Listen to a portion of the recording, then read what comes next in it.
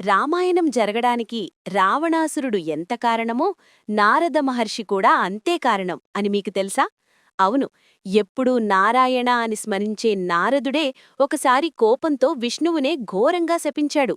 ఆ శాపం వల్లే విష్ణువు రావుడిగా పుట్టాడు, సీతమ్మకు దూరమయ్యాడు. అసలు తన ప్రియభక్తుడికి విష్ణువు కోతిముఖాన్ని ఎందుకిచ్చాడు? నారదుడికి అంత కోపం ఎందుకొచ్చింది? ఈ వీడియోలో తెలుసుకుందాం. ఈ కథ నారదుడి అహంకారంతో మొదలైంది. ఒకసారి నారదుడు తన తపస్సుతో మన్మధుడిని జయించాడు. మామూలుగా మన్మధుడిని గెలవడం ఎవరివల్లా కాదు. దాంతో నారదుడికి గర్వం తలకెక్కింది. నేను మన్మధుడినే జయించాను, నా అంతటివాడు లేడు అని విష్ణువు దగ్గరికి వెళ్లి గొప్పలు చెప్పుకున్నాడు. విష్ణువు నవ్వి ఊరుకున్నాడు, కాని తన భక్తుడికి పట్టిన ఈ అహంకారాన్ని వదిలించాలని డిసైడయ్యాడు.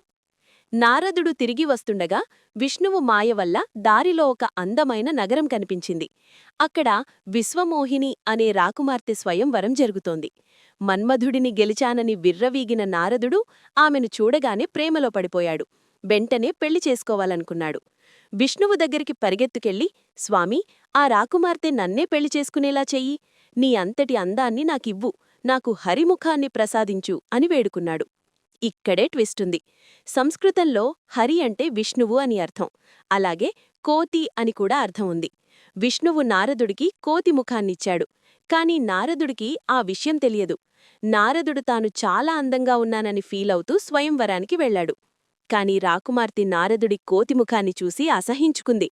పక్కనే రాజు రూపంలో ఉన్న విష్ణువు మెడలో పూలమాల వేసింది.